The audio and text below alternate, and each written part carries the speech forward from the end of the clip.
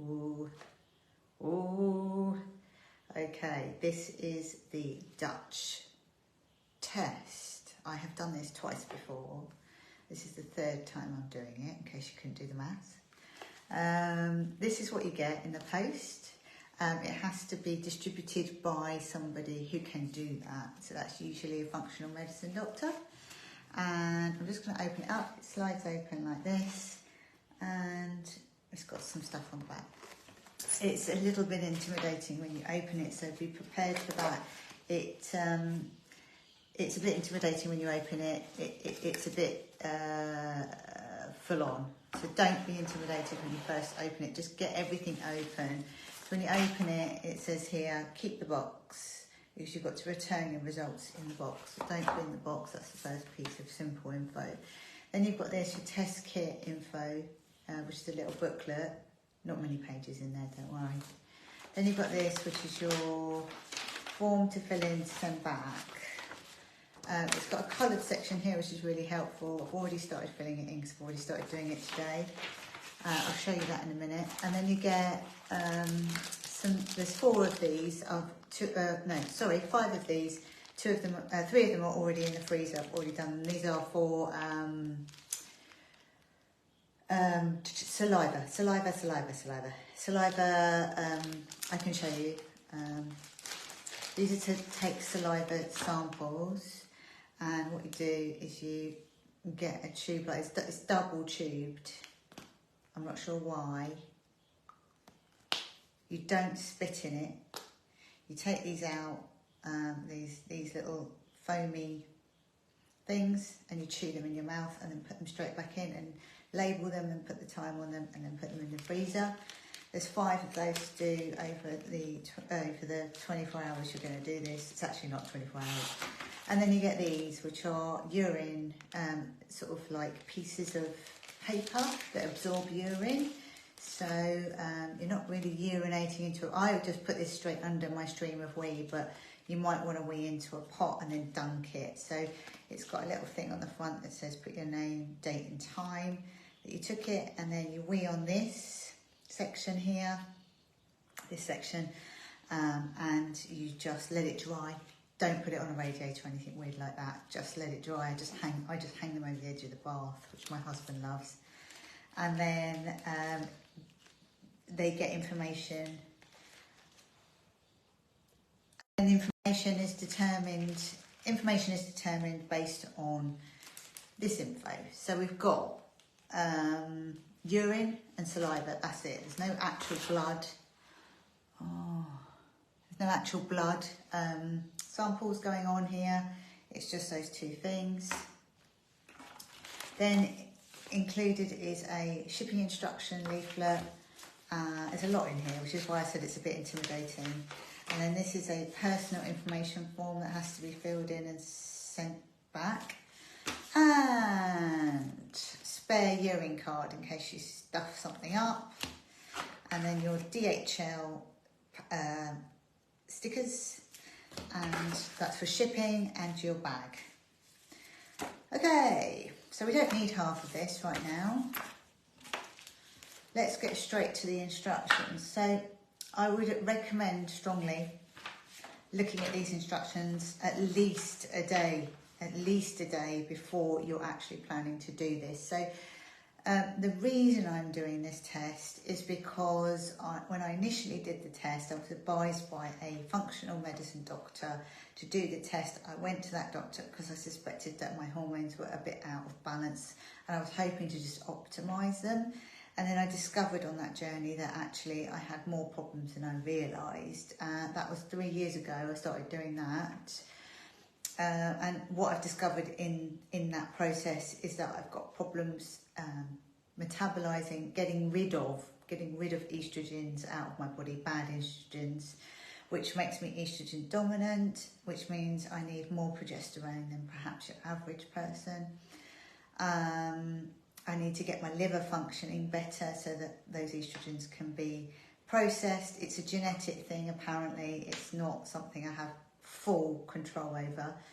I have dysregulated cortisol awakening response, which I'll explain in a minute. And I also have heavy metal poisoning, which this test does not determine, but that is probably having an impact on the levels of sex hormones and cortisol, but I can't be sure. Again, lots of uncertainties.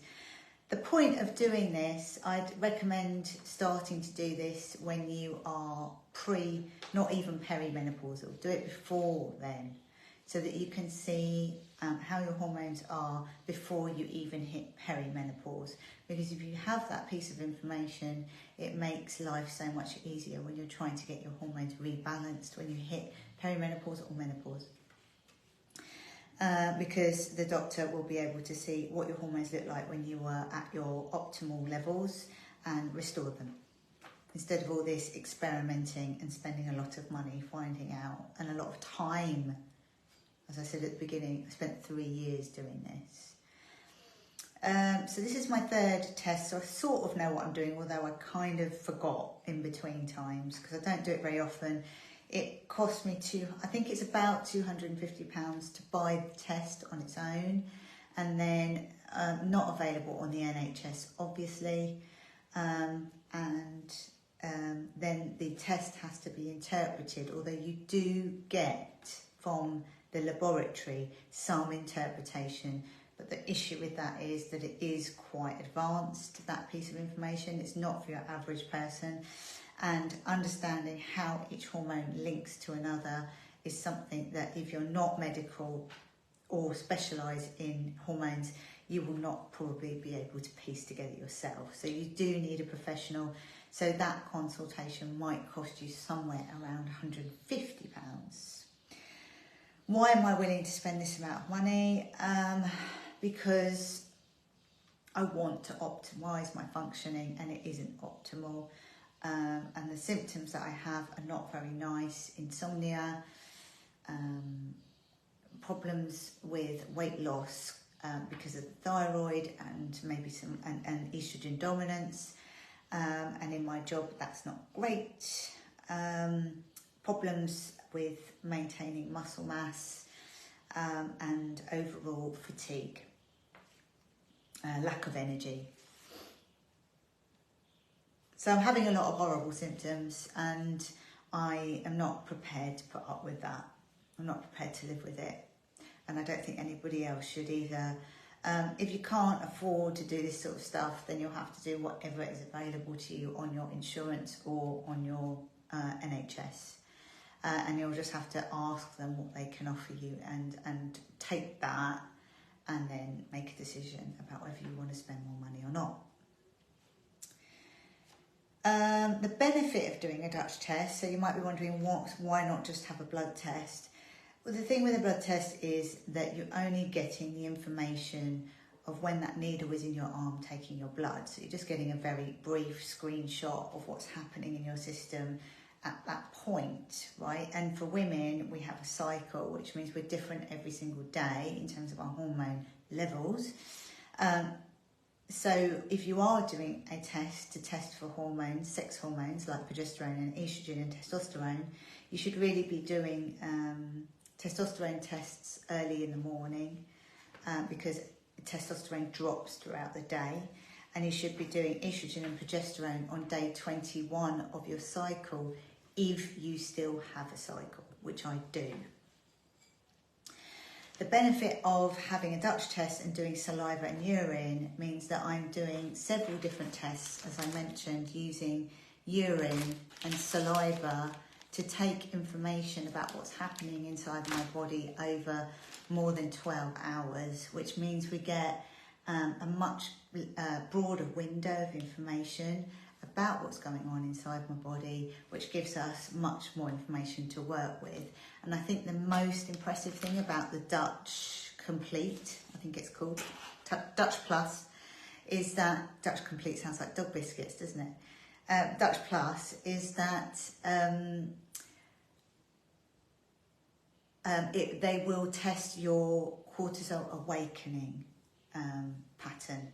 And so what that tells you is whether your cortisol is dysregulated or not, your levels. So you'll get a chart back showing you how your cortisol level should rise as you wake up and drop later in the day and start going down ready for sleep. In my case, I've had two very different patterns that are dysregulated. Outside of that, you can have an inverted pattern. And that obviously will affect sleep and energy levels. So that's really interesting to know as well. So this all relates to your HPA axis,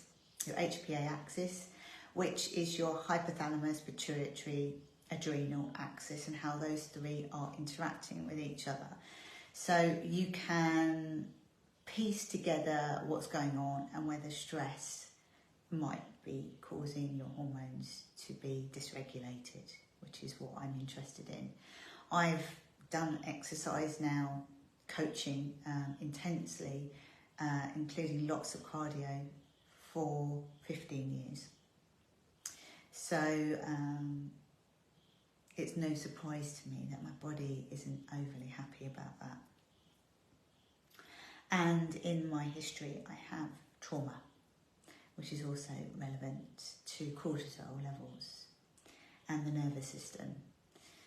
Right, let's get into this test then, shall we? So this little booklet here frustrates me a bit because it tells you what comes in the kit, and then it says when to collect your samples, and I get really confused about this because I'm not good with instructions at the best of times. So you want to collect a saliva and urine sample immediately upon waking. So you can't afford to wake up, go back to sleep. You have to just get up. If that's the time you've woken up naturally, then you have to get up at that time and do this straight away without delay. So have it ready in the bathroom because you know you're going to be doing it. Then after 30 minutes, sample number 2, more saliva, no urine, I don't think. Then, I don't know. So the instructions are so bloody confusing, but I'm going to show you how to make sense of it in a minute. Limit yourself to light activity. So they're saying don't exercise on the day that you're doing this. So I've planned this in advance. So it's my day 21 on my cycle, but I've also planned to not do exercise today and not to stress myself out and not to do anything too bonkers or outside of my routine. Something I had to do was sleep without any sedation, which is difficult with my insomnia, so I had an absolutely terrible night's sleep. But they need to see what my natural responses are, so I didn't take anything the night before. I'm also not going to take ashwagandha today or anything like that that might impact my cortisol levels. Don't brush your teeth until you've finished your 3rd sample, and then you can eat and brush your teeth. That's really, really relevant.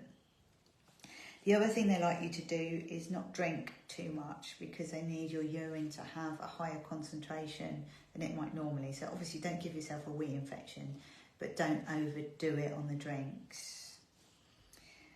So I can never understand the instructions in here. You might. I'm just rubbish with instructions. Always have been. I can't even understand how to play a card game, let alone anything else.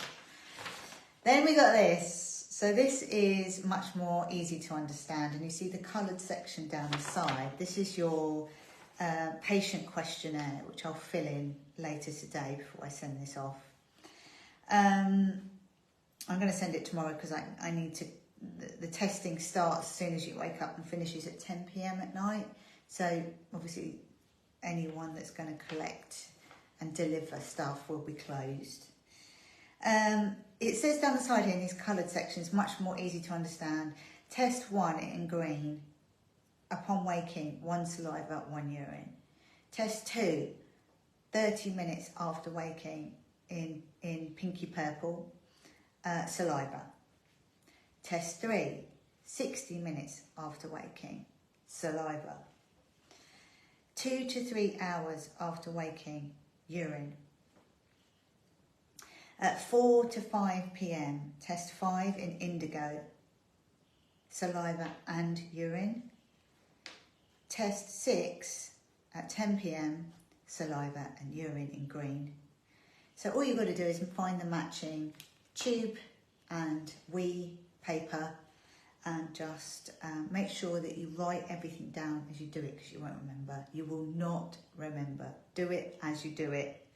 I made that mistake the first time I did it. I was like, yeah, I'll remember the time. No, I didn't. Then I had to sort of guess, and then I felt annoyed because you're spending a lot of money on this test. You want to do it properly. You want to give it your full focus. You do not want to be stuffing this up. It is an expensive mistake if you do.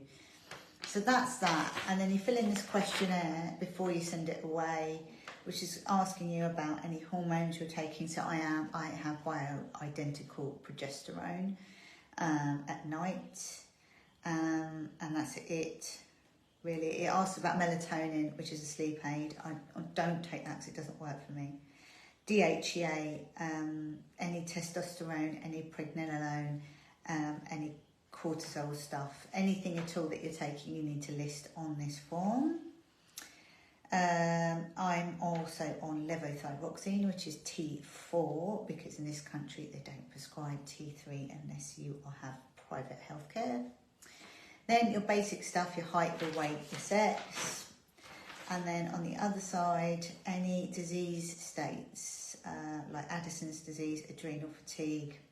If you're not sure, there are different boxes. It says, I suspect I might have it. I suspect I may have this. I have been diagnosed with this. So you can, and it's got a sort of chart of 0 to 3 of what you're experiencing in terms of fatigue as well, which is really interesting because I have fatigue in reverse. So I'll be able to give them information about that. And then circle any symptoms. So it's got like hair loss, vaginal dryness, tender breasts, hot flushes, increased sex drive, body hair, aggressive behaviour, decreased libido, weight gain. And then it asks you about any additional symptoms like mood, migraines and sleep. And then which best describes you in terms of your weight. And then what are your top issues you hope this test will help you resolve. Please list any additional medications or supplements you are currently taking. And then please list anything about your sample collection or medical situation that you feel might be important to the lab. So that's, I'm sure I'll have something to write in all of those. It also asks you where you are in your menstrual cycle, if you know, and if you're on birth control, because obviously if you're on any kind of hormones already, then that's going to be massively relevant to the test. Okay, so you're going to need, you might need your medications ready to fill that chart in. So as I said, doing the saliva samples, they're all coloured, as I mentioned before. If you can see that on the camera, see that, and then you write your thing. The labels are rubbish because they're shiny, which makes them virtually impossible to write on. I have to get a really inky pen, and then it all smudges, which is very annoying. As I said, do not spit into these tubes. You take the bit of fibrous stuff inside here. So it's got like a swab in here. You put it in your mouth, you roll it around your mouth and bite gently down on it if you're a bit dry in the mouth, and then put it back in. But you don't need to spit in the tube. It's not like a DNA test. And there's 5 of those. And then every time you do it, you've got to put that in the freezer until you send it off so that it's well preserved. And then, as I mentioned, the urine collections, don't put them on a heater or anything like that to dry. Just let them dry in normal temperature. Make sure you label them and make sure they're fully saturated across the paper section here. It starts here, finishes here at the top. So it's that section there. Good. That's it really. Then let them dry before you send them off.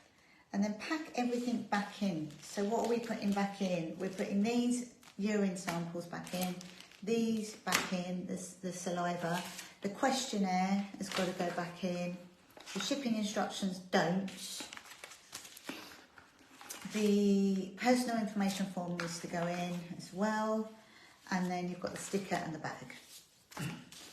So put the box in the bag, put one of the stickers on. If you're using DHL, oh, I get well stressed out about these bloody stickers. One of the stickers says, do not put this sticker on the bag. And if you do, they absolutely flip out at you and they won't send it. So make sure you get it right. Somewhere on, there's 2 stickers. Somewhere on one of the stickers it says, don't put this on the bag. Give it to the person that collects your parcel. And I think you can get it picked up from home or you can take it into a shop. So that's that. I'll deal with that tomorrow.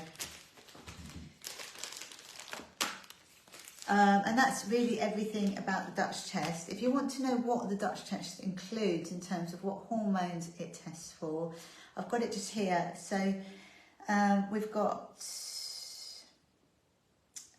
metabolites of estrogens, and then it says, it lists all the things it includes. So you can go to the website, I'll link it below to look at this information if you're interested. But I don't know what any of that means, but we've got like E1, E2, E3. I guess that stands for estrogen because in America they spell it with an E. Then we've got androgens, which means testosterone, stuff like that, and DHEA and DHT. Then we've got progesterone, tests for cortisol, as I mentioned before, melatonin. There's something called 8-OHDG, which I don't know what it is, and OATS, OATS. And then the diurnal pattern of free cortisol and cortisone are included, as well as the cortisol awakening response. So you're getting a lot for your money. I will also link here, you can get, you can have a look at a sample report. So when you get your results back, you get this massive file with all these dials all over it. I'll link it below as well. And then they write you a report right at the bottom. So you have to scroll all the way through, but you can see on the dials whether you're in range or not. I'd say don't be intimidated by it. I would say hunker down, go into hyper focus mode, and really just see what you can understand about that report, because I just think it's really worth being able to interpret them at a basic level yourself, just to empower yourself and to have the knowledge of looking at these reports, especially if you are perimenopausal, because you're going to want to be able to understand what's happening in your body each time you do this. So as I said, this is the 3rd time I've done this, because I'm still not right. That's all I can tell you. And I'm going to be talking to my doctor about what it is I think I need and want, and seeing what they say. So you can view a male report and a female report. They are really full on, those reports. So as I said, don't be too intimidated. Just sit and focus on it. And then there are other kits that you can order, but you need a doctor to order them, or some sort of provider, and I am not a provider because I'm not medical, to order them for you. But I don't think people charge for ordering them for you. I think they just charge for the interpretation. So if you've got any other questions and I can possibly answer them, I will. Please just comment below and I will do my best. And if you've had a Dutch test or any other type of testing that you want to talk about in the comments, please go ahead and tell me about it. It'd be really interesting to hear what your experiences are. But yes, I'll link the Dutch website below. And I obviously am a big fan of the Dutch test. I think it's fantastic because it gives such in-depth info, and I think it's worth every penny. I have no qualms with parting with money to do this. I mean, luckily I have the money to do it, and They also have really interesting webinars. I'm just about to attend Sarah Gottfried's libido webinar at the end of the month. So I'm really looking forward to that. Something I'm really interested in is interplay between libido and hormones. So yes, I hope you found that interesting. Okay, love you. Bye.